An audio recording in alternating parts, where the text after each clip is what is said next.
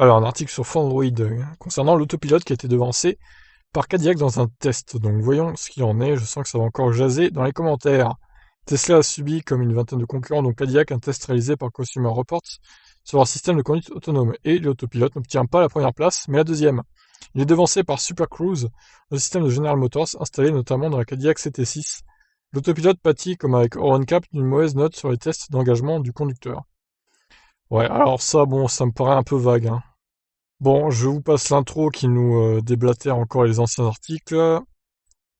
Donc EuroNCAP, on en a parlé dans la chaîne, évidemment, déjà.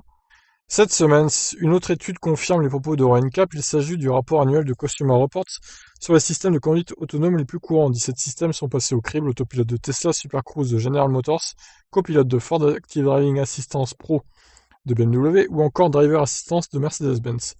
Retrouvons enfin l'article palmarès complet.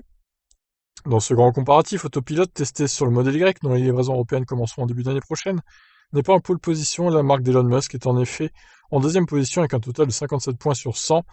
C'est pas énorme, hein, ça fait à peine plus de la moitié.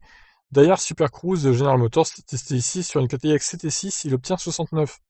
Il y a donc 12 points de différence entre les deux et surtout, il n'y a que 5 points entre Tesla et le troisième, copilote 360 de Ford, testé sur la Lincoln Corsair, qui obtient 52 points. La note de 57 points obtenue par Tesla est plutôt bonne, compte tenu de la moyenne générale, qui est aussi autour des 40 points.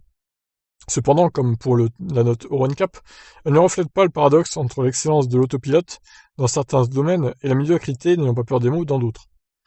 Prenons quelques exemples concrets pour illustrer cette dichotomie.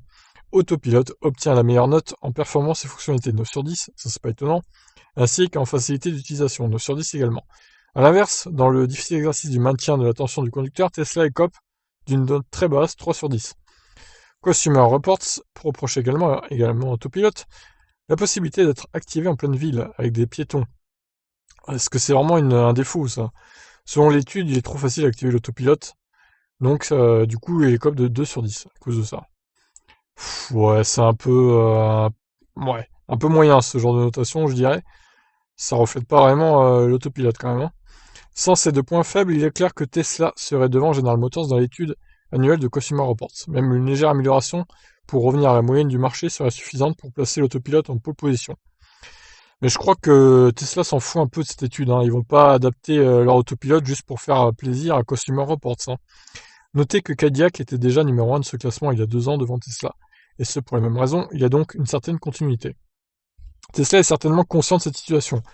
Un hacker a récemment découvert dans le code source de la Model 3 des références à de nouveaux services pour l'autopilote afin de mieux surveiller les pertes d'attention du conducteur.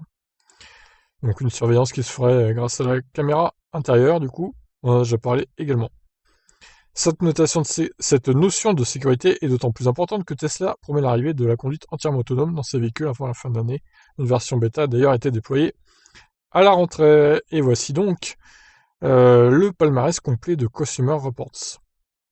Alors du coup, en dernier, on a quand même la Mazda CX-30 à 27 points seulement, c'est médiocre, de chez médiocre. Ensuite, on a 30... Alors, pourquoi le 38 est avant le 36, je ne sais pas. Petite erreur dans le classement, visiblement. Petite inversion. Volkswagen Passat, Toyota Corolla, Nissan Leaf, 40 points seulement, hein, pour la Leaf, c'est pas énorme. Porsche Taycan, 41 points. C'est pas la folie non plus. Mercedes-Benz GLS, 450. Hyundai Palisade, Audi e-tron 48, c'est pas si mal. Donc le Lincoln Corsair dont on parlait, 52, l'autopilote Tesla 57, et le Cadillac Super Cruise, il a l'air plutôt performant pour le coup, 69 points. Mais bon, c'est peut-être juste parce que déjà on peut pas l'activer en ville, le Super Cruise de Cadillac, donc ça rajoute des points dans ce classement-là sur 10.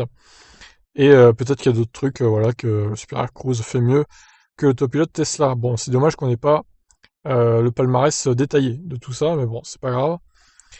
Donc voilà, c'est encore une étude à prendre avec des pincettes, je dirais. Ça veut pas dire pour autant que l'autopilote est inférieur au Super Cruise de Cadillac, mais selon les critères, on va dire, de Consumer Reports, eh bien, l'autopilote est inférieur à celui de Cadillac, du coup, de GM. Sur ce, je vous laisse réagir. Qu'est-ce que vous en pensez? Allez, ciao, ciao.